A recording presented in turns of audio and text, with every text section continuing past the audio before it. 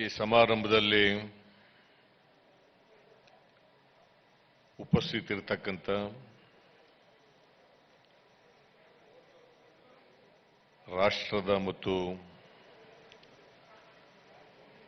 ರಾಜ್ಯದ ಎಲ್ಲ ನಾಯಕರುಗಳೇ, ಶಾಸಕ ಮಿತ್ರರೇ, ಸಂಸತ್ ಸದಸ್ಯರುಗಳೇ, ಇತರ ಎಲ್ಲ ಪಕ್ಷದ ಮುಖಂಡರುಗಳೇ, ಈಗಾಗಲೇ BL ಶಂಕರ್ ಅವರು ಹೇಳಿದಂತೆ ಸುಮಾರು 20 ಲಕ್ಷ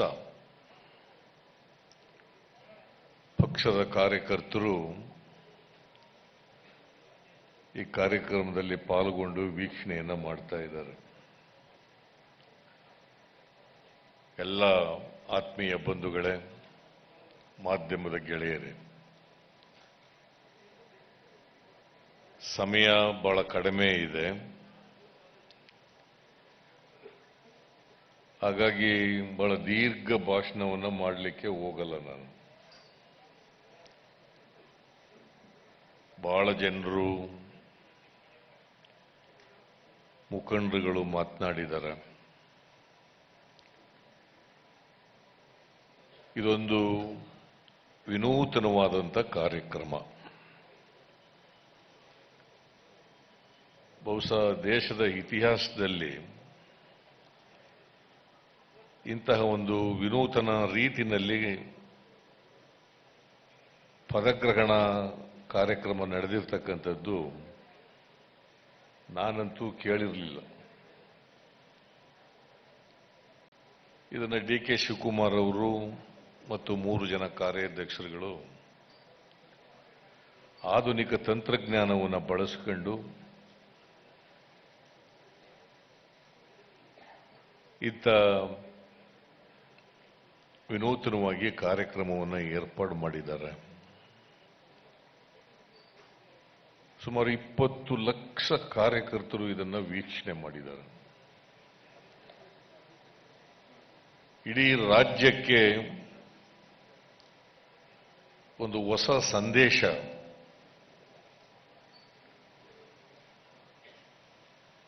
ತಲುಪಿದೆ. ಇದು ಶಿವಕುಮಾರ್ ಅವರು ಅಧ್ಯಕ್ಷರಾಗಿ ನೇಮಕ ಆಗಿ 4 ತಿಂಗಳುಗಳಾಯಿತು. ಅದೇ ಕೊರೋನಾ ರೋಗ ಇದ್ದದರಿಂದ ಅವರು ಸಾವಿರಾರು ಸಂಖ್ಯೆಯಲ್ಲಿ ಪಕ್ಷದ ಕಾರ್ಯಕರ್ತರನ್ನು ಸೇರಿಸಿ ಅಧಿಕಾರ ಸ್ವೀಕಾರ ಮಾಡಲಿಕ್ಕೆ ಸಾಧ್ಯ ಆಗಲಿಲ್ಲ.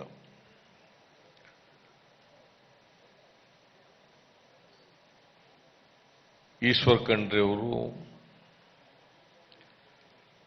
ಕಾರ್ಯಾಧ್ಯಕ್ಷರಾಗಿ ಮುಂದುವರೆದಿದ್ದಾರೆ. ದಿನೇಶ್ ಗುಂಡೂರಾವ್ ಕಾಲದಲ್ಲೂ ಕೂಡ ಕಾರ್ಯಾಧ್ಯಕ್ಷರಾಗಿದ್ದರು. ಸಲೀಂ ಅಹಮದ್ ಅವರು, ಸತೀಶ್ ಜಾರಕಿಹೊಳಿ ಅವರು, ನೂತನವಾಗಿ ಕಾರ್ಯಾಧ್ಯಕ್ಷರಾಗಿ ನೇಮಕ ಆಗಿದ್ದಾರೆ.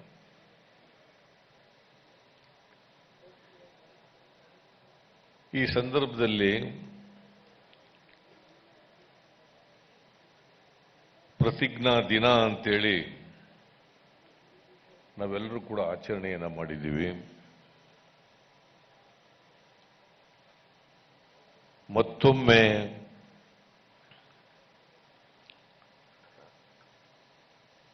ಸಂವಿಧಾನದ ಪೀಠಿಕೆಯನ್ನು ಪುನರುಚ್ಚಾರ ಮಾಡಿದ್ದೇವೆ. ಪಕ್ಷದ ತತ್ವ ಸಿದ್ಧಾಂತಗಳನ್ನು ಪುನರುಚ್ಚಾರ ಮಾಡಿದ್ದೇವೆ. ಆ ಮೂಲಕ ಕಾರ್ಯಕರ್ತರಲ್ಲಿ ಒಂದು ಹೊಸ ಹುರುಪನ್ನು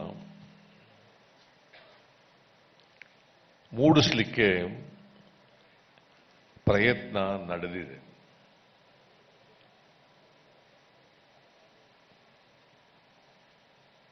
ಶಿವಕುಮಾರ್ ಅವರು ನನ್ನ ಮಂತ್ರಿಮಂಡಲದಲ್ಲಿ ಕೆಲಸ ಮಾಡಿದಂಥವ್ರು. ಒಬ್ಬ ಕ್ರಿಯಾಶೀಲ ವ್ಯಕ್ತಿ, ದಣಿವರಿಯದ ವ್ಯಕ್ತಿ. ಹಾಗಾಗಿ ನನಗೆ ಸಂಪೂರ್ಣ ವಿಶ್ವಾಸ ಇದೆ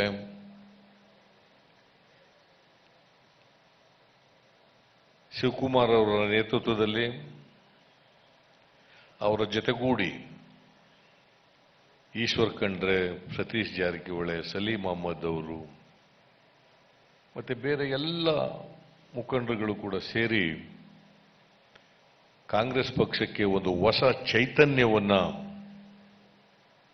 ಹೊಸ ರೂಪವನ್ನ ಕೊಡ್ತಕ್ಕಂಥ ಪ್ರಯತ್ನ ಮಾಡ್ತಾರೆ ಅಂತಕ್ಕಂಥ ಸಂಪೂರ್ಣ ವಿಶ್ವಾಸ ನನಗಿದೆ.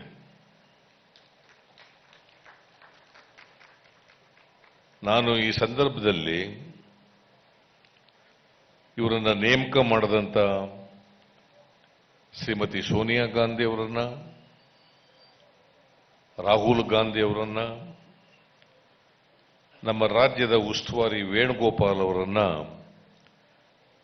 ನಾನು ಅವರಿಗೆ ಹೃದಯಪೂರ್ವಕವಾದಂಥ ಧನ್ಯವಾದಗಳನ್ನು ಹೇಳಲಿಕ್ಕೆ ಬಯಸ್ತಾ ಇದ್ದೇನೆ.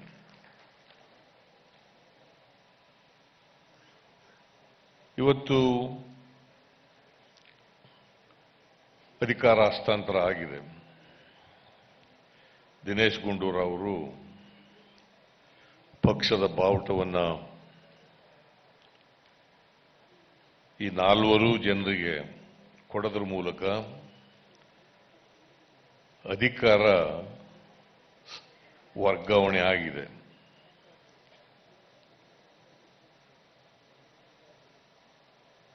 ನಾನು ಶಿವಕುಮಾರ್ ಅವರಿಗೆ ಈ ಸಂದರ್ಭದಲ್ಲಿ ಶುಭ ಕೋರ್ತೇನೆ,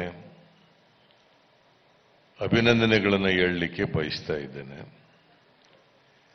ಹಾಗೆಯೇ ಈಶ್ವರ್ ಖಂಡ್ರೆ ಅವರಿಗೆ, ಸತೀಶ್ ಜಾರಕಿಹೊಳಿ ಅವರಿಗೆ, ಸಲೀಂ ಅಹ್ಮದ್ ಅವರಿಗೂ ಕೂಡ ಶುಭ ಕೋರಿ ಅಭಿನಂದನೆಗಳನ್ನು ಹೇಳಲಿಕ್ಕೆ ಬಯಸ್ತಾ ಇದ್ದೇನೆ. ಕಾಂಗ್ರೆಸ್ ಪಕ್ಷ ಯಾವತ್ತೂ ಕೂಡ ಅಧಿಕಾರಕ್ಕೋಸ್ಕರ ಹುಟ್ಟುಕೊಂಡಂತ ಪಕ್ಷ ಅಲ್ಲ.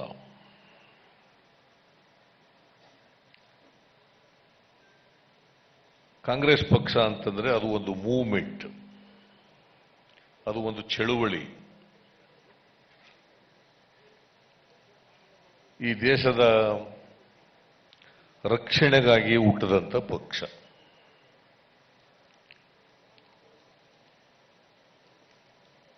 ಇವತ್ತು ಕಾಂಗ್ರೆಸ್ ಪಕ್ಷಕ್ಕೆ ಹಿನ್ನಡೆ ಆಗಿರಬಹುದು, ಆದರೆ ಇಡೀ ದೇಶದಲ್ಲಿ ಯಾವುದಾದರೂ ವ್ಯಾಪಕವಾಗಿ ಕಾರ್ಯಕರ್ತರನ್ನ ಹೊಂದಿರತಕ್ಕಂಥ ಪಕ್ಷ ಇದ್ರೆ ಅದು ಕಾಂಗ್ರೆಸ್ ಪಕ್ಷ ಮಾತ್ರ ಅಂತಕ್ಕಂಥದ್ದನ್ನ ತಿಳ್ಕೋಬೇಕಾಗ್ತದೆ.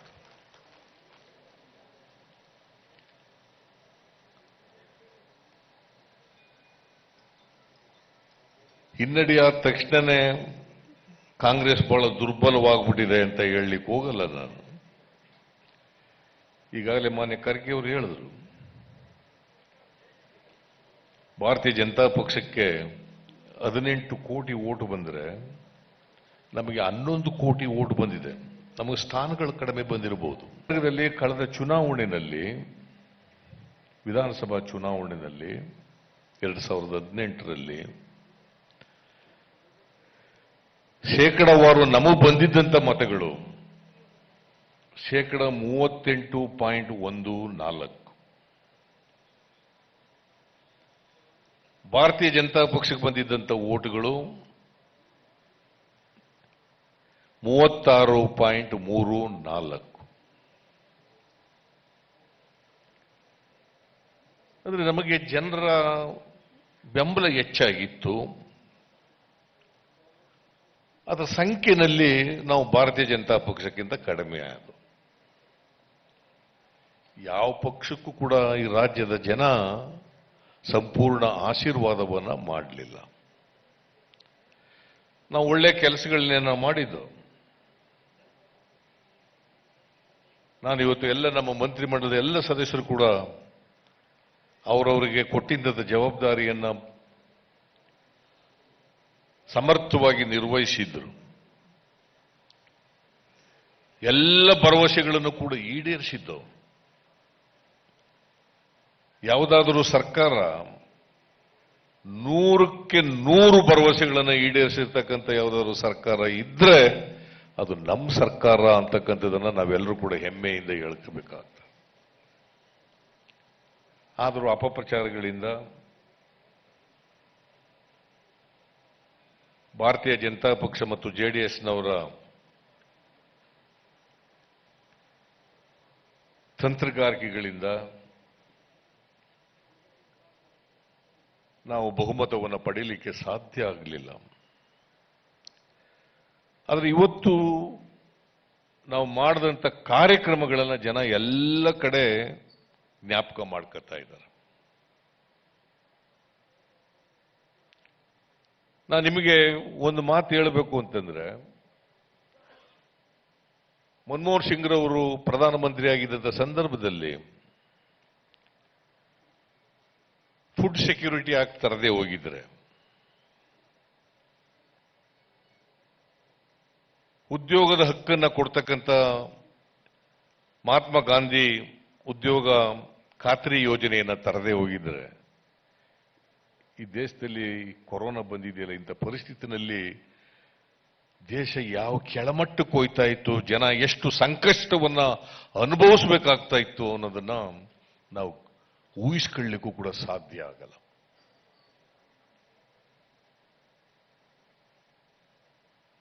ದೂರದೃಷ್ಟಿ ಇಟ್ಟುಕೊಂಡು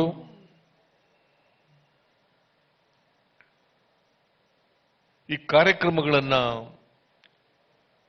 ಭಾರತ ದೇಶದ ಜನರ ಮೂಲಭೂತ ಸಮಸ್ಯೆಗಳಿಗೆ ಪರಿಹಾರ ಕೊಡ್ತಕ್ಕಂಥ ಪ್ರಯತ್ನವನ್ನು ಮನಮೋಹನ್ ಸಿಂಗ್ರವರ ಸರ್ಕಾರ ಮಾಡಿದ್ರಿಂದ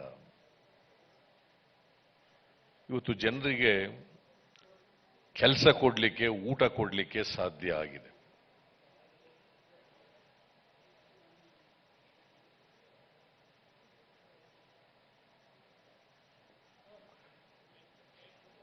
ಅವ್ರು ಹೋಗ್ತಾ ಇದಾರೆ, ಕೂತ್ಕೊಳ್ರಿ ಬಾವಾ, ಕೂತ್ ಇದಕ್ಕೆ ಎದ್ದೋಯ್ತಾ ಇದೆಯಾ ನೀನು?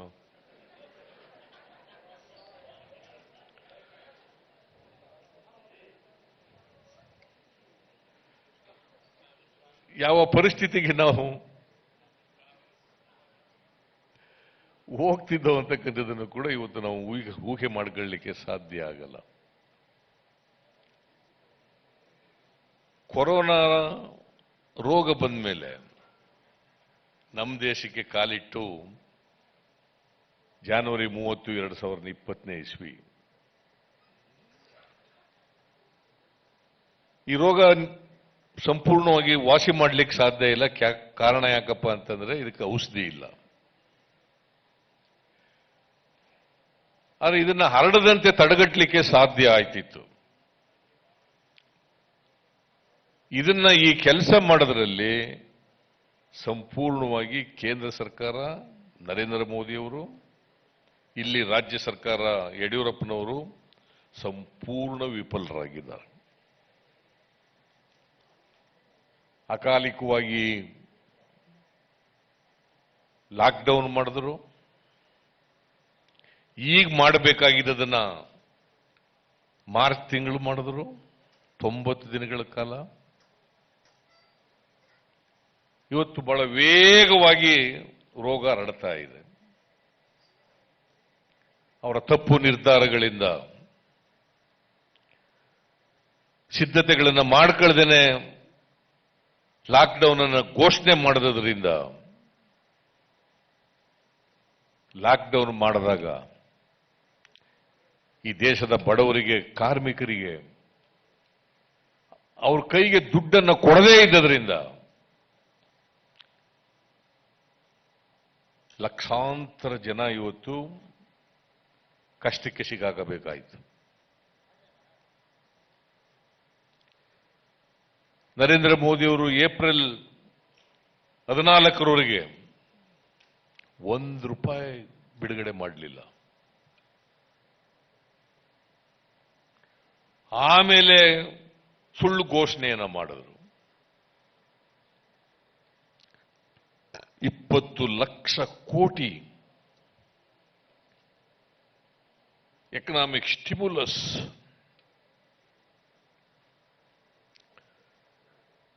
ನಾನು ಅದಕ್ಕೆ ಆಗಾಗ ಹೇಳ್ತಾ ಇರ್ತೀನಿ, ನರೇಂದ್ರ ಮೋದಿ ಅವರಂತ ಹಿಪೋಕ್ರೆಟ್ ಇನ್ ಪಾಲಿಟಿಕ್ಸ್, ಸುಳ್ಳು ಹೇಳೋರು, ಜನರಿಗೆ ದ್ರೋಹ ಮಾಡೋರು ಸ್ವತಂತ್ರ ಭಾರತದ ಇತಿಹಾಸದಲ್ಲಿ ಯಾವ ಪ್ರಧಾನಮಂತ್ರಿನೂ ಕೂಡ ಬಂದಿರಲಿಲ್ಲ. ಅದು ನರೇಂದ್ರ ಮೋದಿ ಅವರು ಮಾತ್ರ ಅಂತಕ್ಕಂಥದ್ದನ್ನು ನಾನು ತಮಗೆ ತಿಳಿಸಲಿಕ್ಕೆ ಬಯಸ್ತೇನೆ. ಈ ದೇಶದ ಜನ ಅರ್ಥ ಮಾಡ್ಕೋಬೇಕು. ಅವರ ಟೊಳ್ಳು ಭರವಸೆಗಳು, ಜನದ್ರೋಹದ ಕೆಲಸ, ಸುಳ್ಳುಗಳನ್ನು ಹೇಳೋದು,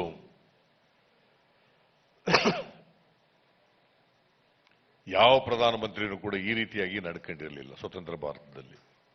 ಒಂದು ದೊಡ್ಡ ಪಟ್ಟಿ ಮಾಡಬಹುದು, ನಾನು ಅವನ್ನೆಲ್ಲ ಹೇಳಕ್ ಹೋಗೋದಿಲ್ಲ.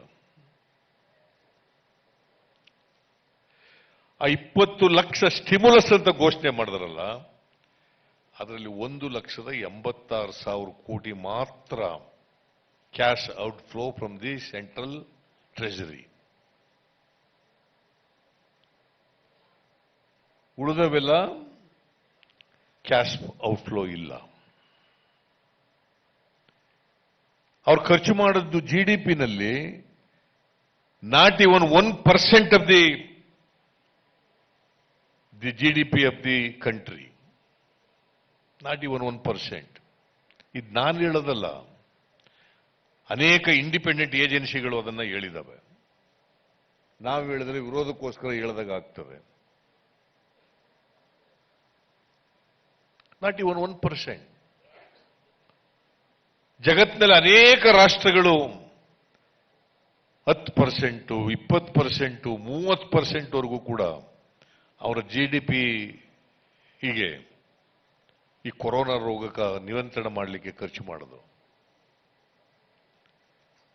ನರೇಂದ್ರ ಮೋದಿಯವರು ಬಡವರಿಗೆ, ರೈತರಿಗೆ, ಕಾರ್ಮಿಕರಿಗೆ ಪರ್ಚೇಸಿಂಗ್ ಪವರ್ ಹೆಚ್ಚು ಮಾಡತಕ್ಕಂಥ ಶಕ್ತಿಯನ್ನು ಕೊಡೋದ್ರ ಬದಲು ಕೊರೋನಾ ರೋಗ ಭಾವನಾತ್ಮಕವಾದಂಥ ವಿಚಾರಗಳನ್ನು ಜಗಟೆ ಬಾರಿಸಿ, ಚಪ್ಪಾಳೆ ತಟ್ಟಿ, ದೀಪ ಹಚ್ಚಿ, ಈ ತರದ ವಿಚಾರಗಳನ್ನ ಹೇಳೋದು. ಅದರಲ್ಲೂ ಕೂಡ ರಾಜಕೀಯ ಮಾಡಕ್ ಹೊರಟರು. ತಬ್ಲಿಗೆಗಳಿಂದ ಬಂದ್ಬಿಡ್ತು. ಮಿಸ್ಟರ್ ನರೇಂದ್ರ ಮೋದಿಜಿ, ತಬ್ಲಿಗೆಗಳಿಂದ ರೋಗ ಬರೋದಾದ್ರೆ, ಹರಡ್ಕೊಂಡ್ಬಿಟ್ಟಿದ್ರೆ, ಇಷ್ಟೊಂದು ಹರಡ್ಕೊಂಡಿದ್ರೆ, ಇದರಲ್ಲಿ ಅಮೆರಿಕದಲ್ಲಿ ಯಾವ ತಬ್ಲಿಗೆಗಳಿದ್ರು, ಫ್ರಾನ್ಸ್ನಲ್ಲಿ ಯಾವ ತಬ್ಲಿಗೆಗಳಿದ್ರು, ಇಂಗ್ಲೆಂಡ್ನಲ್ಲಿ ಯಾವ ತಬ್ಲಿಗೆಗಳಿದ್ರು, ಜರ್ಮನಿನಲ್ಲಿ ಯಾರಿದ್ರು, ರಷ್ಯಾದಲ್ಲಿ ಯಾರಿದ್ರು? ಅಲ್ಲಿ ಯಾರು ಇರಲಿಲ್ವಲ್ಲ ತಬ್ಲಿಗೆಗಳು. ಅಲ್ಲೇ ಜಾಸ್ತಿ ಆಯಿತು. ಈಗ ಯಾವುದು ತಬ್ಲಿಗೆಗಳ ಸಮಾವೇಶ ಇಲ್ವಲ್ಲ, ಈಗ ಯಾರು ಬಂದಿಲ್ವಲ್ಲ ಅಲ್ಲಿಂದ. ಈಗ ಯಾಕೆ ಜಾಸ್ತಿ ಆಗ್ತಾ ಇದೆ? ಅಲ್ಲೂ ಕೂಡ ಕೋಮುವಾದವನ್ನ ಮಾಡಿ ಎಷ್ಟು ಸಾಧ್ಯನೋ ಅಷ್ಟು ಪೋಲರೈಸ್ ಮಾಡಲಿಕ್ಕೆ, ಧ್ರುವೀಕರಣ ಮಾಡಲಿಕ್ಕೆ ಪ್ರಯತ್ನಗಳನ್ನ ಮಾಡ್ತಾ ಇದ್ದಾರೆ. ಇಂಥ ನೀಚ ರಾಜಕಾರಣವನ್ನ ಬಯಲು ಮಾಡಬೇಕಾಗಿರ್ತಕ್ಕಂಥದ್ದೇ ಕಾಂಗ್ರೆಸ್ನವರ ಕರ್ತವ್ಯ ಅಂತಕ್ಕಂಥದ್ದನ್ನ ಇವತ್ತು ನಾವು ಅರ್ಥ ಮಾಡ್ಕೋಬೇಕಾಗ್ತದೆ. ಖರ್ಗೆ ಅವರು ಹೇಳಿದ್ರು, ನರೇಂದ್ರ ಮೋದಿ ಅವರ ಸರ್ಕಾರದ ಹಿಂದುಗಡೆ ಇರ್ತಕ್ಕಂಥದ್ದು RSS.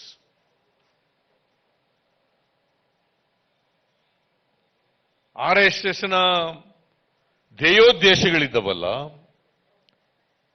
ಅವೆಲ್ಲವನ್ನು ಕೂಡ ನರೇಂದ್ರ ಮೋದಿ ಅವರು ಈಡೇರಿಸ್ತಾ ಇದ್ದಾರೆ.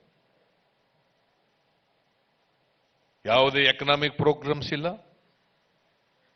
ಯಾವುದೇ ಸೋಷಿಯಲ್ ಪ್ರೋಗ್ರಾಮ್ಸ್ ಇಲ್ಲ, ಯಾವುದೇ ರೈತರಿಗೆ ಸಂಬಂಧಪಟ್ಟಂತ ಪ್ರೋಗ್ರಾಮ್ಸ್ ಇಲ್ಲ, ಬಡವರಿಗೆ ಸಂಬಂಧಪಟ್ಟಂತ ಪ್ರೋಗ್ರಾಮ್ಸ್ ಇಲ್ಲ, ಮಹಿಳೆಯರಿಗೆ, ಯುವಕರಿಗೆ, ಕಾರ್ಮಿಕರಿಗೆ ಇವು ಯಾವ ಪ್ರೋಗ್ರಾಮ್ಗಳು ಇಲ್ಲ. ಇವತ್ತು ಈ ಕೊರೋನಾ ಬಂದ ಮೇಲೆ both health and economy of the country, they are ruined by Mr. Narendra Modi. ಇಷ್ಟೊಂದು ತಳಮಟ್ಟಕ್ಕೆ ಯಾವ ಕಾಲದಲ್ಲೂ ಕೂಡ ಹೋಗಿರಲಿಲ್ಲ ಎಕಾನಮಿ. ಪೆಟ್ರೋಲ್ ಡೀಸೆಲ್ ಬೆಲೆಗಳಂತೂ ಜನ ಇವತ್ತು ಆ ಭಾರನ ಹೊರಲಿಕ್ಕೆ ಸಾಧ್ಯ ಆಗಲ್ಲ. ಮನಮೋಹನ್ ಸಿಂಗ್ ರವರಿದ್ದಾಗ ಕಚ್ಚಾ ತೈಲದ ಬೆಲೆ ಅಂತಾರಾಷ್ಟ್ರೀಯ ಮಾರುಕಟ್ಟೆನಲ್ಲಿ ಜಾಸ್ತಿ ಆದಾಗ $120ಕ್ಕೂ ಹೆಚ್ಚು ಒಂದು ಬ್ಯಾರಲ್ಗೆ ಕಚ್ಚಾ ತೈಲಕ್ಕೆ ಜಾಸ್ತಿ ಆಯಿತು. ಆ ಕಾಲದಲ್ಲಿ ಜನರಿಗೆ ಭಾರ ಕಡಿಮೆ ಮಾಡಬೇಕು ಅಂತೇಳಿ 2,40,000 ಕೋಟಿ ರೂಪಾಯಿಗಳನ್ನ ಸಬ್ಸಿಡಿಯಾಗಿ ಕೊಡ್ತಾ ಇದ್ರು. ಆಗ 70 ರೂಪಾಯಿಗಿಂತ ಯಾವತ್ತೂ ಕೂಡ 65-70 ರೂಪಾಯಿಗಿಂತ ಪೆಟ್ರೋಲ್ ಬೆಲೆ ಹೆಚ್ಚಾಗಿರಲಿಲ್ಲ. ಡೀಸೆಲ್ ಬೆಲೆ ಪೆಟ್ರೋಲ್ ಬೆಲೆಗಿಂತ 10-15 ರೂಪಾಯಿ ಕಡಿಮೆ ಇರ್ತಿತ್ತು ಯಾವಾಗಲೂ. ಇವತ್ತೇನಾಗಿದೆ? ಪೆಟ್ರೋಲ್ ಡೀಸೆಲ್ ಬೆಲೆ ಇವತ್ತು 81, 82, 83 ರೂಪಾಯಿ ಆಗ್ಬಿಟ್ಟಿದೆ. ಡೀಸೆಲ್ ಬೆಲೆ ಪೆಟ್ರೋಲ್ ಬೆಲೆಗಿಂತ ಮುಂದಕ್ಕೆ ಹೊರಟೋಗ್ಬಿಟ್ಟಿದೆ. ಕಚ್ಚಾ ತೈಲದ ಬೆಲೆ ಏನಾಗಿದೆ ಇವತ್ತು ಅಂತಾರಾಷ್ಟ್ರೀಯ ಮಾರುಕಟ್ಟೆಯಲ್ಲಿ? Less than $40 per barrel. Less than $40 per barrel. ನನ್ನ ಪ್ರಕಾರ ಇಷ್ಟೊಂದು ಸಬ್ಸಿಡಿನೂ ನಿಂತು ಹೋಗಿದೆ ಕೊಡೋದು. ಕಚ್ಚಾ ತೈಲದ ಬೆಲೆನೂ ಕಡಿಮೆ ಆಗಿದೆ. 25 ರೂಪಾಯಿಗೆ ಡೀಸೆಲ್, 30 ರೂಪಾಯಿಗೆ ಪೆಟ್ರೋಲ್ ಮಾರಾಟ ಮಾಡಬೇಕಾಗಿತ್ತು. 2004ರಲ್ಲಿ ಇತ್ತಲ್ಲ, ಆ ಬೆಲೆಗೆ ಮಾರಾಟ ಮಾಡ್ತಕ್ಕಂಥ ಕೆಲಸವನ್ನ ಇವತ್ತು ಇವರು ಮಾಡಬೇಕಾಗಿತ್ತು. ನನಗಿರೋ ಇನ್ಫಾರ್ಮೇಶನ್ ಪ್ರಕಾರ 18 ಲಕ್ಷ ಕೋಟಿ ರೂಪಾಯಿಗಳು ಕೇಂದ್ರ ಸರ್ಕಾರಕ್ಕೆ ಬರೀ ಎಕ್ಸೈಸ್ ಡ್ಯೂಟಿಯಿಂದಲೇ ಬಂದಿದೆ. ಎಕ್ಸೈಸ್ ಡ್ಯೂಟಿ ಒಂದರಿಂದಲೇ 18 ಲಕ್ಷ ಕೋಟಿ. ಅವನು ಯಾವನೋ ಒಬ್ಬ ಪ್ರಧಾನನವನು ಮಂತ್ರಿ ಕೇಂದ್ರದಲ್ಲಿ ಅವನು ಹೇಳಿದಾನೆ, ಇಲ್ಲ ಪೆಟ್ರೋಲ್ ಡೀಸೆಲ್ ಅಲ್ಲಿ ಬಂದಂತ ಲಾಭದ ದುಡ್ಡನ್ನ ಬಡವರಿಗೆ ಹಂಚಿಬಿಟ್ಟಿದೀವಿ.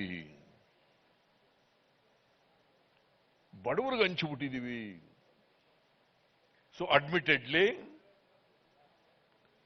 ಇವರಿಗೆ ಪೆಟ್ರೋಲ್ ಡೀಸೆಲ್ ನಲ್ಲಿ ಲಾಭ ಬರ್ತಾ ಇದೆ.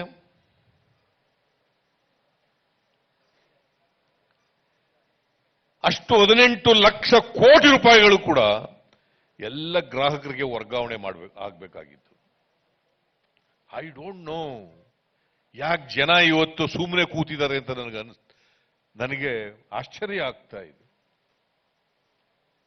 ಇಷ್ಟೊಂದು ಬೆಲೆ ಆಗಿರುವಾಗ ಬರೀ ಡೀಸೆಲ್ ಬೆಲೆ ಪೆಟ್ರೋಲ್ ಬೆಲೆ ಆರದ ಬರೀ ಅಷ್ಟಕ್ಕೆ ಸ್ಕೂಟರ್ ಓಡಿಸೋರಿಗೆ ಕಾರ್ ಇಟ್ಕೊಂಡಿರೋರಿಗೆ ಅಷ್ಟಕ್ಕೆ ಅಲ್ಲ, ಇಡೀ ಜನಸಮುದಾಯದ ಮೇಲೆ ಪರಿಣಾಮ ಬೀರ್ತದೆ. ಎಲ್ಲ ಅಗತ್ಯ ವಸ್ತುಗಳು ಬೆಲೆಗಳು ಗಗನಕ್ಕೆ ಹೋಗ್ತವೆ. ಬಡವರು, ಕಾರ್ಮಿಕರು, ರೈತರು, ಎಲ್ಲ ಜನರ ಅಗತ್ಯ ವಸ್ತುಗಳು ಪದಾರ್ಥಗಳು ಕೂಡ ಗಗನಕ್ಕೆ ಹೋಗ್ತವೆ. ಆರ್ಥಿಕತೆ ಮೇಲೆ ಪರಿಣಾಮ ಬೀರುತ್ತದೆ. ಇಂಥ ಪರಿಸ್ಥಿತಿಯಲ್ಲೂ ಕೂಡ ಈ ದೇಶದ ಜನ ಸಹಿಸಿಕೊಂಡಿದ್ದಾರಲ್ಲ ಅನ್ನೋದೇ ನನಗೆ ಆಶ್ಚರ್ಯ. ಇದೇ ಬಿಜೆಪಿಯವರು ಕಾಂಗ್ರೆಸ್ ಸರ್ಕಾರ ಇದ್ದಾಗ ಸ್ವಲ್ಪ ಎಂಥದು ಗ್ಯಾಸ್ ಸಿಲಿಂಡರ್ಗಳ ಬೆಲೆ ಏರಿದಾಗ ಏನು ತಲೆ ಮೇಲೆ ಒತ್ತುಕೊಂಡು ಮೆರವಣಿಗೆ ಮಾಡಿದ್ದೇನು? ಇವರು ನಾಚಿಕೆ ಆಗಲ್ವಾ? ಇವತ್ತು ಒಂದು ಸಿಲಿಂಡರ್ ಗ್ಯಾಸ್ದು 900 ರೂಪಾಯಿ. ಇಷ್ಟೊಂದು ತೈಲ ಬೆಲೆ ಕಡಿಮೆ ಅಂತಾರಾಷ್ಟ್ರೀಯ ಮಾರುಕಟ್ಟೆಯಲ್ಲಿ ಕಡಿಮೆ ಆಗಿರುವಾಗ 200 ರೂಪಾಯಿ ಕೊಡಬೇಕಾಗಿತ್ತು ಒಂದು ಸಿಲಿಂಡರ್. 200 ರೂಪಾಯಿ ಕೊಡಬೇಕಾಗಿತ್ತು.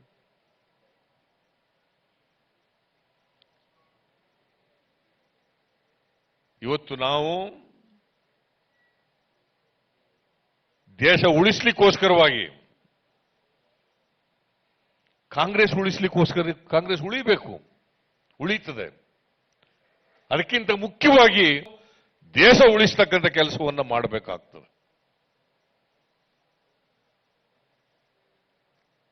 ಅದು ನಮ್ಮೆಲ್ಲರ ಜವಾಬ್ದಾರಿ ಇದೆ,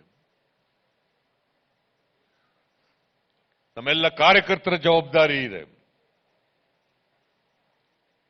ಇಂಥ ಸನ್ನಿವೇಶದಲ್ಲಿ ಇವತ್ತು ನಾವು ಈ ದೇಶದಲ್ಲಿದ್ದೇವೆ. ಸುಳ್ಳು ಹೇಳ್ತಕ್ಕಂಥ ಪ್ರಧಾನಮಂತ್ರಿ, RSS ಕಾರ್ಯಕ್ರಮಗಳನ್ನ ಜಾರಿ ಕೊಡ್ತಕ್ಕಂಥ ಪ್ರಧಾನಿ,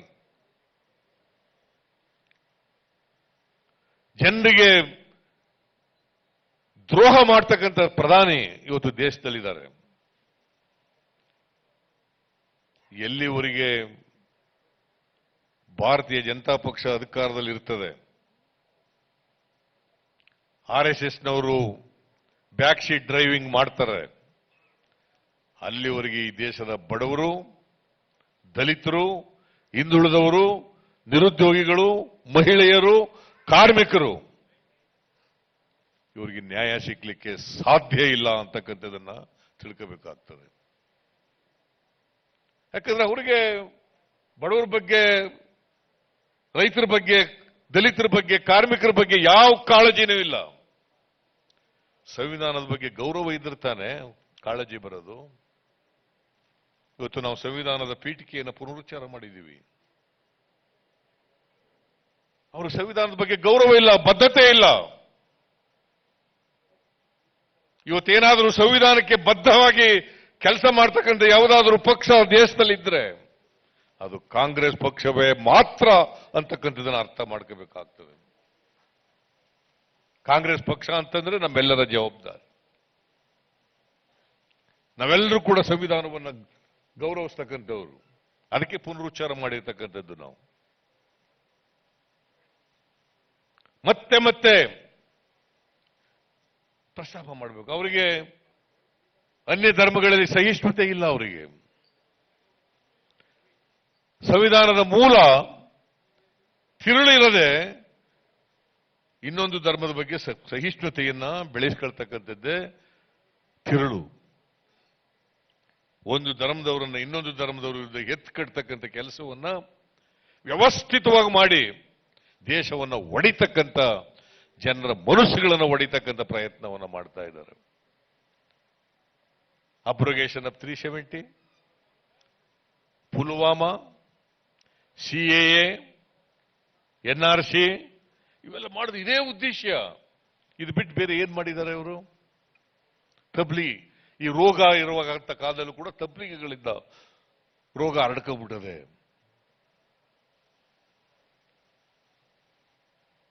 ಕೋಮುವಾದದ ವಿಷಯಗಳನ್ನು ಬಿಟ್ಟರೆ ಬೇರೆ ಯಾವ ವಿಷಯಗಳು ಕೂಡ ಇಲ್ಲ. ಅವ್ರಿಗೆ ಜನರ ಸಮಸ್ಯೆಗಳನ್ನು ಬಗೆಹರಿಸ್ತಕ್ಕಂಥ ಯಾವುದೇ ಅಜೆಂಡಾ ಇಲ್ಲ ಅವರಿಗೆ. ಇಲ್ಲಿ ಯಡಿಯೂರಪ್ಪನವರು ಹಿಂಬಾಗಲಿನಿಂದ ಬಂದ್ಬಿಟ್ಟಿದ್ದಾರೆ ಅಧಿಕಾರಕ್ಕೆ. ಅವ್ರಿಗೆ ಜನ ಆಶೀರ್ವಾದ ಮಾಡಿರಲಿಲ್ಲ.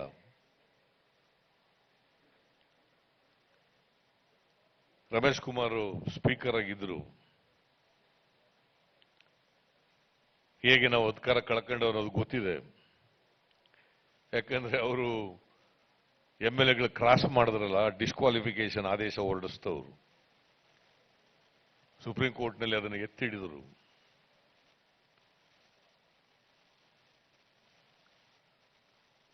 ಅವರು ಪಕ್ಷಕ್ಕೋಸ್ಕರ ಆದೇಶ ಮಾಡಿದ್ರು ಅಂತ ಹೇಳಲ್ಲ ನಾನು.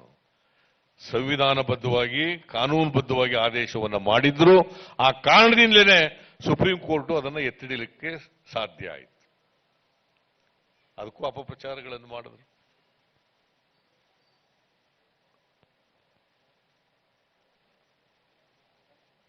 ಇದು ಇವತ್ತು ನಮ್ಮ ಮುಂದೆ ಇರ್ತಕ್ಕಂಥ ಸವಾಲು ದೇಶ ಉಳಿಸ್ತಕ್ಕಂಥದ್ದು, ಸಮಾಜ ಉಳಿಸ್ತಕ್ಕಂಥದ್ದು, ಜನ ಉಳಿಸ್ತಕ್ಕಂಥದ್ದು. ಅದಕ್ಕೋಸ್ಕರ ನಾವೆಲ್ಲರೂ ಕೂಡ ಇವತ್ತು ಈ ಪ್ರತಿಜ್ಞೆಯನ್ನ ಮಾಡಿರ್ತಕ್ಕಂಥದ್ದು. ಮತ್ತೊಮ್ಮೆ ಕಾಂಗ್ರೆಸ್ ಪಕ್ಷ ಅಧಿಕಾರಕ್ಕೆ ಬರಲೇಬೇಕು, ಬಿಜೆಪಿ ಸೋಲ್ಲೇಬೇಕು, ಅದು ಒಂದು ನಮ್ಮ ಗುರಿ. ಅದರ ಜೊತೆಗೆ ದೇಶ ಉಳಿಸೋದು, ಸಮಾಜ ಉಳಿಸೋದು ಕೂಡ ನಮ್ಮ ಗುರಿ ಆಗಬೇಕು. ಈ ಬಿಜೆಪಿಯವ್ರನ್ನ ಎಲ್ಲಿವರೆಗೆ ನಾವು ಕಿತ್ತೆಸೆಯಲ್ಲ ಅಲ್ಲಿವರೆಗೆ ಈ ದೇಶಕ್ಕೆ ಭವಿಷ್ಯ ಇಲ್ಲ ಅಂತಕ್ಕಂಥದ್ದನ್ನ ಬಹಳ ಸ್ಪಷ್ಟವಾಗಿ ತಿಳ್ಕೋಬೇಕಾಗ್ತದೆ. ಇವರಿಂದ ದೇಶ ಬದಲಾವಣೆ ಆಗ್ಲಿಕ್ಕೆ ಸಾಧ್ಯ ಇಲ್ಲ. ದೇಶದಲ್ಲಿ ಸಾಮರಸ್ಯ ಬರಲಿಕ್ಕೆ ಸಾಧ್ಯನೇ ಇಲ್ಲ. ನರೇಂದ್ರ ಮೋದಿಯವರು ಎಷ್ಟು ದೇಶಗಳಿಗೆ ಹೋದ್ರಪ್ಪ, ಬಹುಶಃ ಯಾವ ಪ್ರಧಾನಮಂತ್ರಿನೂ ಕೂಡ ಇಷ್ಟು ದೇಶಗಳನ್ನು ಸುತ್ತಂತ ಪ್ರಧಾನಮಂತ್ರಿ ನಾನು ನೋಡಿರಲಿಲ್ಲ. ಆದರೆ ನಮ್ಮ ನೆರೆಹೊರೆಯವರು ಯಾರಾದರೂ ಕೂಡ ನಮ್ಮ ಜೊತೆ ಸ್ನೇಹದಿಂದ ಇದ್ದಾರಾ? ಪಾಕಿಸ್ತಾನ ಇದೆಯಾ, ಬಾಂಗ್ಲಾದೇಶ ಇದೆಯಾ, ನೇಪಾಳ ಇದೆಯಾ, ಚೈನಾ ಇದೆಯಾ? ಯಾರ ಜೊತೆ ಇದ್ದಾರೆ ಅವರು? ಅಲ್ಲಿ ಶ್ರೀಲಂಕಾ ಇದೆಯಾ? ಯಾರ ಜೊತೆ ಇದ್ದಾರೆ? ಏಯ್ ಯಾರು ಇವರು? ಬರ್ರಿ ಕಡೆಗೆ, ಬರ್ರಿ ಕಡೆಗೆ. ಭಾಷಣ ಮಾಡ್ತಾ ಇದ್ದೀನಿ, ನೀವು ಹಿಡಿಯಕ್ಕೆ ಹೋಗ್ತೀರಿ.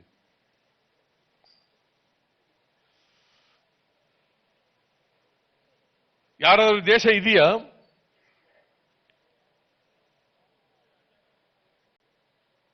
ಗಡಿ ಸಮಸ್ಯೆ ಅಂತ ವಿಚಾರದಲ್ಲಿ ನರೇಂದ್ರ ಮೋದಿ ಅವರು ಸುಳ್ಳು ಹೇಳ್ತಾರೆ ಅಂತಂದ್ರೆ ಒಂದು ಕ್ಷಣ ಈ ದೇಶದ ಪ್ರಧಾನಮಂತ್ರಿ ಆಗಲಿಕ್ಕೆ ಅವರು ಲಾಯಕಲ್ಲ ಅಂತಕ್ಕಂಥದ್ದನ್ನ ಬಹಳ ಸ್ಪಷ್ಟವಾಗಿ ತಿಳ್ಕೋಬೇಕಾಗ್ತದೆ. ರಾಹುಲ್ ಗಾಂಧಿ ಅವರು ಅನೇಕ ಸಾರಿ ಹೇಳಿದ್ರು, ಸೋನಿಯಾ ಗಾಂಧಿ ಅವರು ಹೇಳಿದ್ರು, ಆಯ್ತಪ್ಪ 20 ಜನ ನಮ್ಮ ಸೈನಿಕರು ಯೋಧರು ಸತ್ತಿದ್ದಾರೆ, 73 ಜನ ಗಾಯಾಳುಗಳಾಗಿದ್ದಾರೆ. ಯಾಕಾದರೂ ಏನು ಇವರೇ ಹೋಗಿ ಅಲ್ಲಿ ಚೈನಾದ ಬಾರ್ಡರ್ ಎಲ್ಲಿ ಎಂತದ್ದು ಲೈನ್ ಆಫ್ ಆಕ್ಚುಯಲ್ ಕಂಟ್ರೋಲ್ ಅದನ್ನು ದಾಟ್ಬಿಟ್ಟು ಹೋಗಿದ್ರ ನಮ್ಮವರು, ಅಥವಾ ಅವ್ರು ಬಂದಿದ್ರು ನಮ್ಮ ಪ್ರದೇಶದೊಳಗಡೆಗೆ? ಇದನ್ನು ಸತ್ಯ ಹೇಳಕ್ಕಾಗದಿದ ಮೇಲೆ ಇವರು ನರೇಂದ್ರ ಮೋದಿ ಅವರು ಪ್ರಧಾನಮಂತ್ರಿ ಆಗಿರ್ಲಿಕ್ಕೆ ಲಾಯಕ ನಾಲಾಯಕ ಅನ್ನೋದು ಇವತ್ತು ದೇಶ ಚರ್ಚೆ ಮಾಡಬೇಕಾಗ್ತದೆ. Has no moral right to continue as prime minister of this country.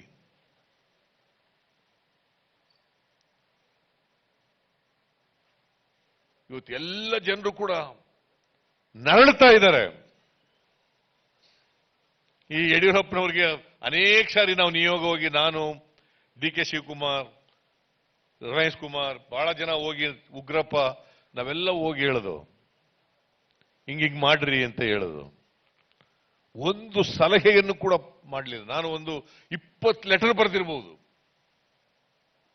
ಒಂದು ಲೆಟರ್ ಉತ್ತರ ಕೊಡ್ಲಿಲ್ಲ.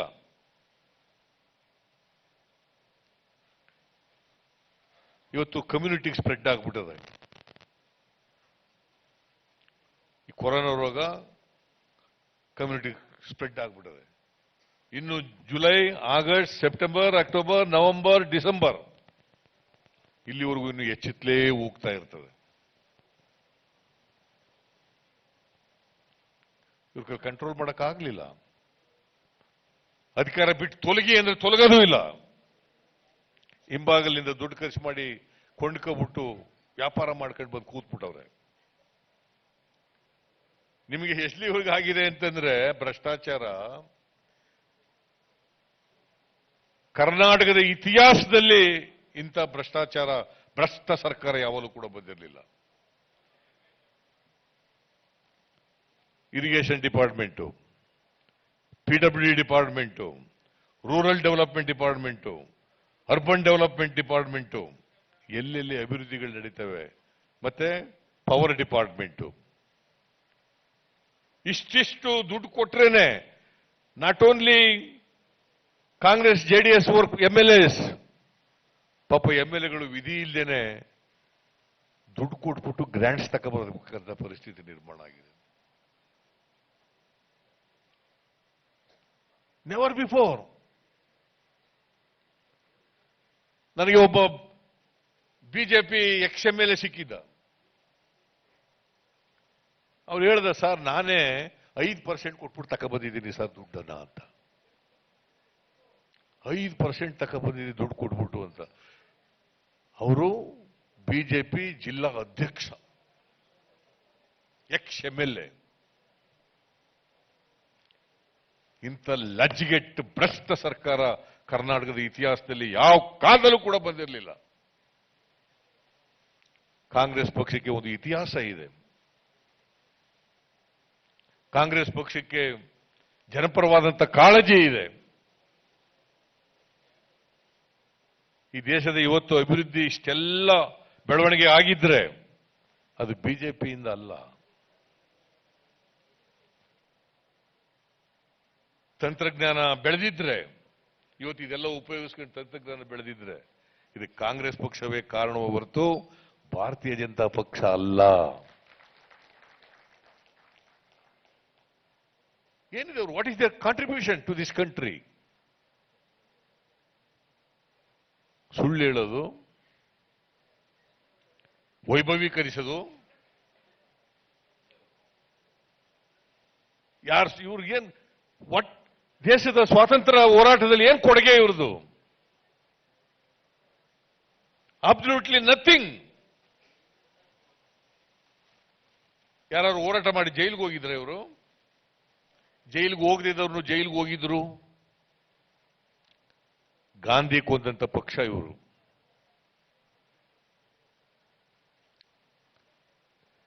ಗಾಂಧಿ ಕೊಂದಂತ ಪಕ್ಷದಲ್ಲಿ ಯಾರು ಒನ್ ಆಫ್ ದಿ ಅಕ್ಯೂಸ್ಡ್ ಆಗಿದ್ರು ಅವ್ರನ್ನ ವೈಭವೀಕರಿಸೋದು, ಅವ್ರನ್ನ ಇಲ್ಲಿ ಕರ್ಕೊಂಡು ಬೆಂಗಳೂರು ರೋಡ್ಗೆ ಅವ್ರ ಹೆಸರಿಡೋದು.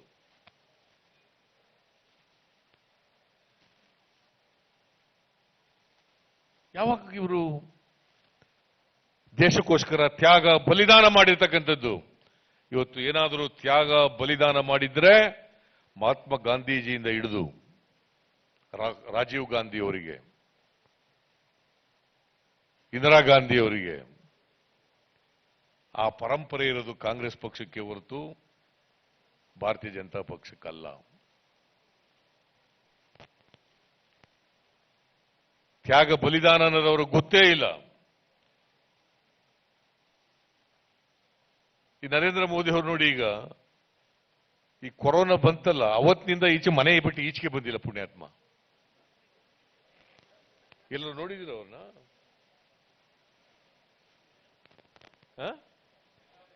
ನಾವೆಲ್ಲ ಜನರ ಮಧ್ಯೆ ಹೋಗಿ ಕೆಲಸ ಮಾಡ್ತಾ ಇದ್ದೀವಿ.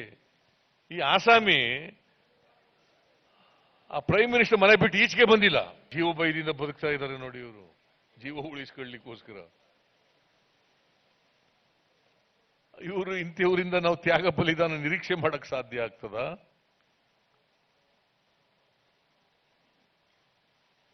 ಕಾಂಗ್ರೆಸ್ಸಿನ ಜವಾಬ್ದಾರಿ ಬಹಳ ದೊಡ್ಡದಿದೆ. ಈಗ ಇನ್ನೊಂದು ಸ್ವಾತಂತ್ರ್ಯ ಹೋರಾಟ, ಈಗ ಇನ್ನೊಂದು ಸ್ವಾತಂತ್ರ್ಯ ಹೋರಾಟ. ಈ ಬಿಜೆಪಿ ತೆಗಿಲಿಕ್ಕೆ ಇನ್ನೊಂದು ಸ್ವಾತಂತ್ರ್ಯ ಹೋರಾಟ. ಅದು ನಮ್ಮ ಮುಂದೆ ಇರ್ತಕ್ಕಂಥ ಸವಾಲು. ಆ ಸವಾಲನ್ನು ಎದುರಿಸಲಿಕ್ಕೆ ನಾವೆಲ್ಲರೂ ಕೂಡ ಸಿದ್ಧರಾಗಬೇಕು. ಇನ್ನು ಸಮಯ ಇದೆ. ಒಂದೊಂದ್ಸಾರಿ ನಮ್ಮ ಉತ್ಸಾಹದಿಂದಲೇ ಏನೋ ಗೊತ್ತಿಲ್ಲ, ನಮ್ಮ DK ಶಿವಕುಮಾರ್ ಅವರು ಎಲೆಕ್ಷನ್ ಬಂದ್ಬಿಡ್ತದೆ ಮುಂದಿನ ವರ್ಷನೇ ಅಂತ. ಬರಲ್ಲ, ಕಳ್ಳರು ಅಷ್ಟು ಸುಲಭ ಬಿಟ್ಕೊಟ್ಬಿಡಲ್ಲ ನಿಮಗೆ ಅಧಿಕಾರ. ಸಮಯ ಇದೆ. ಏನೀಗ ತೀರ್ಮಾನ ಮಾಡಿದ್ದೀರಿ, ಬೂತ್ ಮಟ್ಟದಿಂದ ಪಕ್ಷ ಕಟ್ಟಬೇಕು, ಕೇಡರ್ ಬೇಸ್ಡ್ ಪಾರ್ಟಿ ಮಾಡಬೇಕು ಅಂತ ಒಳ್ಳೆ ಆಲೋಚನೆ, ಒಳ್ಳೆ ನಿರ್ಧಾರ ಅದು. ಯಾಕಂದ್ರೆ ಭಾರತೀಯ ಜನತಾ ಪಕ್ಷದವ್ರಿಗೆ ಏನು ಕೆಲಸ ಇರಲಿಲ್ಲ. 1950ನೇ ಇಸ್ವಿನಲ್ಲಿ ಜನಸಂಘ ಆದ್ಮೇಲೆ ಬೇರೆ ಏನು ಕೆಲಸ ಇರಲಿಲ್ಲ ಅವ್ರಿಗೆ.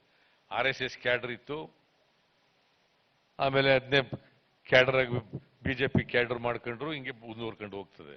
ಕಾಂಗ್ರೆಸ್ ಪಕ್ಷ 40 ವರ್ಷಕ್ಕೂ ಹೆಚ್ಚು ಕಾಲ ಅಧಿಕಾರದಲ್ಲಿ ಇದ್ರಲ್ಲ, ನಾವು ಮಾಸ್ ಪಾರ್ಟಿಯಾಗಿ ಆಗ್ಬಿಟ್ಟು ಈ ಕೇಡರ್ ಬೇಸ್ಡ್ ಪಾರ್ಟಿ ಮಾಡಬೇಕು. ಸಮಯ ಇದೆ. ಕೇಡರ್ ಬೇಸ್ಡ್ ಬೂತ್ ಮಟ್ಟದಲ್ಲಿ ಕೇಡರ್ ಆದರೆ, ಬೂತ್ ಮಟ್ಟದಲ್ಲಿ ಪಕ್ಷ ಸ್ಟ್ರಾಂಗ್ ಆದರೆ ನಮ್ಮನ್ನು ಸೋಲಿಸಲಿಕ್ಕೆ ಯಾರಿಂದಲೂ ಕೂಡ ಸಾಧ್ಯ ಇಲ್ಲ. ಅದನ್ನು ವ್ಯವಸ್ಥಿತವಾಗಿ ಮಾಡಿ ನಾವೆಲ್ಲ ನಿಮ್ಮ ಜೊತೆಲಿ ಇರ್ತೀವಿ, ಕೆಲಸ ಮಾಡೋಣ. ಇಲ್ಲಿರೋರು ಎಲ್ಲರೂ ಕೂಡ ಇಡೀ ರಾಜ್ಯದ ಜನ ಇವತ್ತೇನು 20 ಲಕ್ಷ ಜನ ಎಲ್ಲ ನೋಡಿದ್ದಾರೆ, ಅವರೆಲ್ಲರಿಗೂ ಕೂಡ ಹುಮ್ಮಸ್ಸು ಬಂದಿದೆ. ಮತ್ತೆ ಸಮಾಜ ಉಳಿಸಬೇಕು, ದೇಶ ಉಳಿಸಬೇಕು, ನಾಡು ಉಳಿಸಬೇಕು, ಪಕ್ಷ ಕಟ್ಟಬೇಕು ಅಂತಕ್ಕಂಥ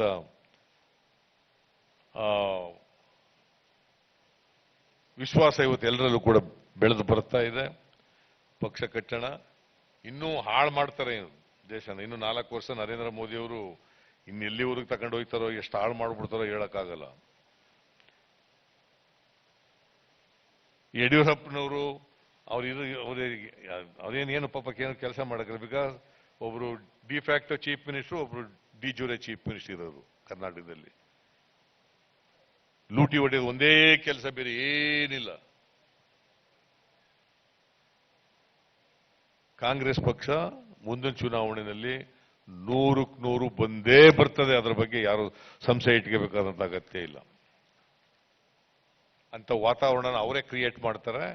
ಅದ್ರ ಜೊತೆಗೆ ನಾವು ಕೂಡ ಸಂಘಟನೆಯನ್ನು ಬಲಪಡಿಸಿದ್ರೆ ತಳಮಟ್ಟದಿಂದ ನಮಗೆ ಸುಲಭ ಆಯ್ತದೆ.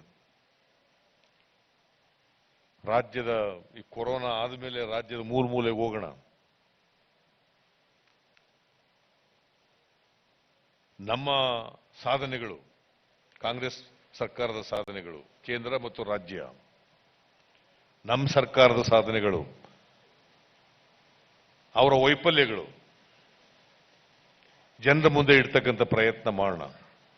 ಜೊತೆಗೆ ಕಾಂಗ್ರೆಸ್ ಪಕ್ಷದ ಕಾರ್ಯಕರ್ತರಿಗೆ ಇವತ್ತೇನು ಪ್ರತಿಜ್ಞಾವಿಧಿ ಬೋಧನೆ ಮಾಡಿದ್ದೀರಿ, ಬದ್ಧತೆ ಇರಬೇಕು. ಕಾಂಗ್ರೆಸ್ ಪಕ್ಷಕ್ಕೆ, ಕಾಂಗ್ರೆಸ್ ಪಕ್ಷ ತತ್ವ ಸಿದ್ಧಾಂತಕ್ಕೆ ಬದ್ಧತೆ ಇರಬೇಕು. ಸೋಲು ಗೆಲುವು ಬೇರೆ. ಯಾವುದೇ ರಾಜಕೀಯ ಪಕ್ಷಕ್ಕೆ ನಿರಂತರವಾಗಿ ಗೆಲುವಿರಲ್ಲ, ನಿರಂತರವಾಗಿ ಸೋಲಿರಲ್ಲ. ಇವತ್ತು 2 ರಾಷ್ಟ್ರೀಯ ಪಕ್ಷಗಳಿರ್ತಕ್ಕಂಥದ್ದು ದೇಶದಲ್ಲಿ. ಒಂದು ಕಾಂಗ್ರೆಸ್, ಇನ್ನೊಂದು ಬಿಜೆಪಿ.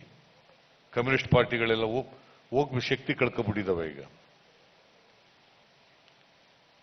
ಭಾರತೀಯ ಜನತಾ ಪಕ್ಷ ಜನರಿಗೆ ಬೇಡ ಅಂದಾಗ ಇನ್ನೊಂದು ಆಲ್ಟರ್ನೇಟಿವ್ ಪಕ್ಷ ಇರ್ತಕ್ಕಂಥದ್ದು ಕಾಂಗ್ರೆಸ್ ಮಾತ್ರ ಜನರಿಗೆ. ಅಂತ ವ್ಯವಸ್ಥೆಯನ್ನು ನಿರ್ಮಾಣ ಮಾಡಬೇಕಾಗಿರೋದೇ ನಮ್ಮೆಲ್ಲರ ಜವಾಬ್ದಾರಿ. ನಾವು ಕೊರೋನಾದಲ್ಲಿ ನಮ್ಮ ಪಕ್ಷ, ಡಿ ಕೆ ಶಿವಕುಮಾರ್, ನಾವು ಎಲ್ಲ ಮುಖಂಡಗಳು ನಾವು ಮಾಡಿದ್ವಲ್ಲ, ಅಷ್ಟು ಕೆಲಸ ರೂಲಿಂಗ್ ಪಾರ್ಟಿಯವರು ಮಾಡಲೇ ಇಲ್ಲ. ಒಂದು ವೇಳೆ ನಮ್ಮ MLAಗಳು, ಸೋತ ಅಭ್ಯರ್ಥಿಗಳು, ಬೇರೆ ಕಾರ್ಯಕರ್ತರುಗಳು ಲಾಕ್ಡೌನ್ ಆದಂಥ ಪೀರಿಯಡ್ನಲ್ಲಿ ಅವ್ರಿಗೆ ಊಟ ಕೊಡೋದು, ಫುಡ್ ಕಿಟ್ಗಳು ಕೊಡೋದು, ಆಹಾರ ಧಾನ್ಯಗಳ ಕಿಟ್ ಕೊಡೋದು ನಾವೇ ಅವ್ರಿಗಿಂತ ಹೆಚ್ಚು ಕೊಟ್ಟಿದ್ದೀವಿ. ಅವರು ಸರ್ಕಾರದ ಅಕ್ಕಿನೇ ಕದ್ದುಬಿಟ್ರು, ಅವರು ಪದಾರ್ಥಗಳನ್ನೇ ಕದ್ದುಬಿಟ್ರು. ಆ ಇಕ್ವಿಪ್ಮೆಂಟ್ಸ್ ಕೊಂಡ್ಕೊಳ್ಳೋದ್ರಲ್ಲಿ ಎಚ್ ಕೆ ಪಾಟೀಲ್ ಲೂಟಿ ಹೊಡೆದಿದ್ದಾರೆ ಅಂತಂದ್ರು ಕೂಡ ಅವ್ರಿಗೆ ಲಜ್ಜೆಗೆಟ್ಟ ಜನ